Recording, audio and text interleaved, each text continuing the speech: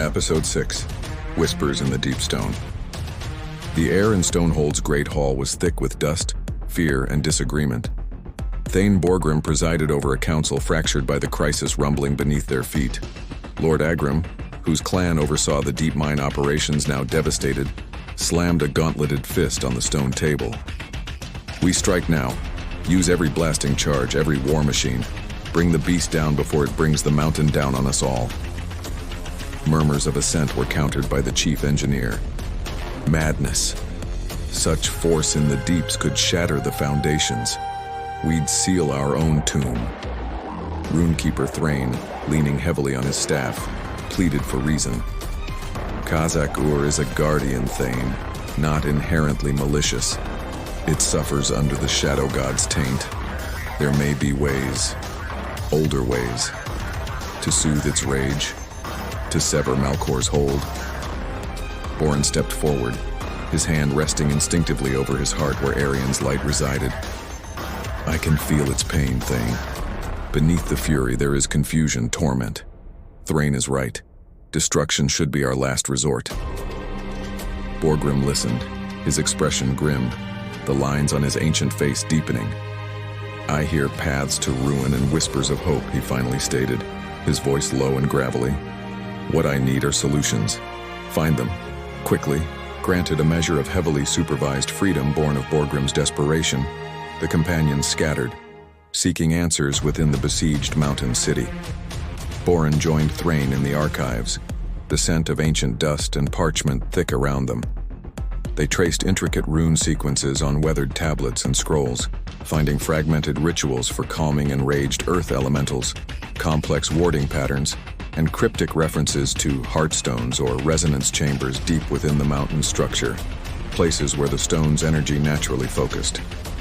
Borin practiced channeling Arian's light, feeling it resonate faintly with the deep stone around him, sensing the tortured consciousness of Khazak-Ur like a dissonant drumbeat in the earth's pulse. Meanwhile, Elara, ever restless under scrutiny, used the dwarves' preoccupation with the crisis to her advantage. Slipping away from her minder during a shift change near an older district, she navigated dusty, forgotten passages hinted at by Thrain. Her agility and silence allowed her to reach a collapsed section of the old city archives, untouched for centuries. There, amongst ruined shelves and petrified scrolls, she found them, rolled cylinders of surprisingly resilient parchment containing detailed schematics of Stonehold's original construction, revealing not only the locations of several resonance chambers, but also a network of precarious, sealed access tunnels leading far closer to the deeps than current maps showed. Lyra sought stillness amidst the clamor. Drawn to the quiet hum of the Heart Rune's chamber, she sat meditating before the glowing stones, extending her senses outwards, not with force, but with gentle curiosity. She touched the vast, slow energy of the mountain itself, a consciousness ancient and deep. Within it, Khazak-Ur felt like a raging fever, hot and painful, thrashing against an invasive, chilling coldness. Malkor's shadow, which felt like static interference, actively feeding the Warden's fear and anger. The effort was draining, the feedback immense, leaving her trembling but with a clearer understanding of the Warden's corrupted state. Grok, needing action, readily volunteered alongside the Dwarven engineers reinforcing bulkheads and clearing pathways on the levels nearest the danger zone. His prodigious strength and tireless work ethic quickly earned him nods of respect, even from the most skeptical dwarves. While Grok labored, Kaelen moved among the warriors, including Captain Brock, observing defenses, asking careful questions about morale and tactics, gauging the dwarves' readiness for different scenarios. He learned the tremors were worsening, localized collapses becoming more frequent, and resources were stretched thin. Worryingly, a scout patrol just returned, reported finding Umbral scouting signs high on the mountain passes leading to Stonehold. The enemy was probing, perhaps preparing to strike while the city was vulnerable from within. The pressure mounted, as shadows lengthened in the torchlit halls, shadows that seemed deeper, colder than they should. The companions reconvened in Thrain's dusty archive, the Runekeeper ensuring their privacy. Elara unrolled the ancient schematics, pointing out a convergence of old access tunnels leading to a major resonance chamber deep below, perilously close to where they estimated Khazak-Ur now stirred. Thrain and Borin matched the location to the fragmented rituals. "This chamber," Thrain breathed, tracing a rune on the map. "It's designed to amplify geological and perhaps divine energies. A ritual performed here," Borin finished the thought, "might just reach the Warden, soothe it, or at least disrupt Malkor's hold." Lyra recounted the conflicting energies she sensed, confirming the Warden was trapped in a spiritual battle.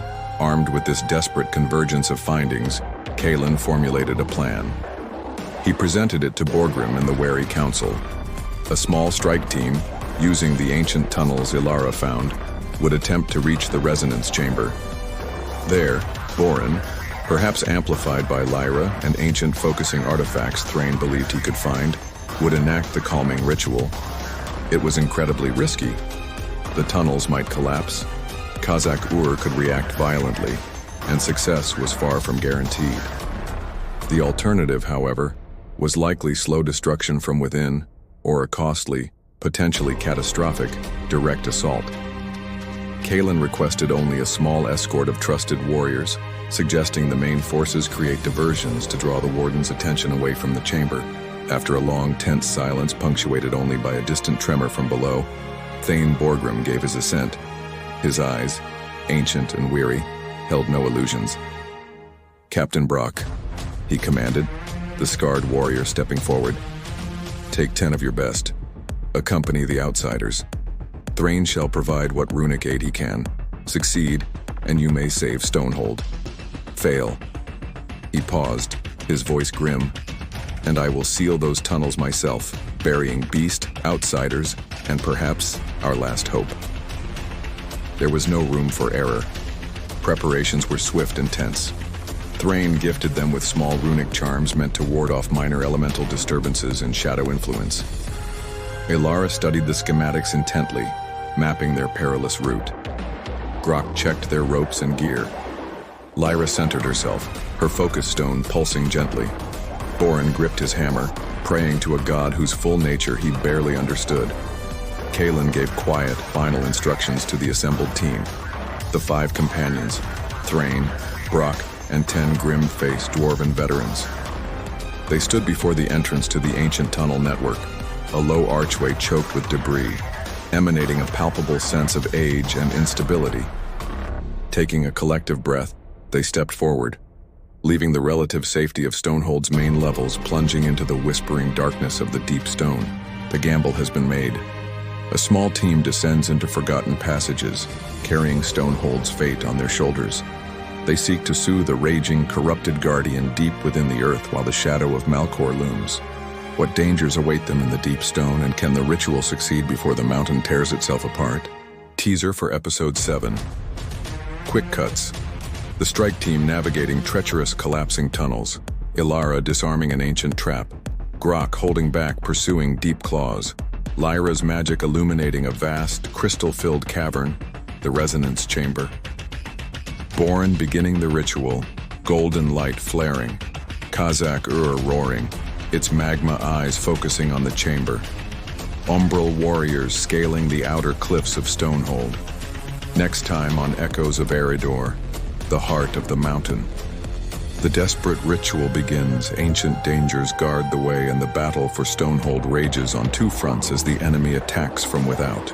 Will they reach the chamber in time? Get ready to watch Episode 7 and subscribe to Echoes of Eridor.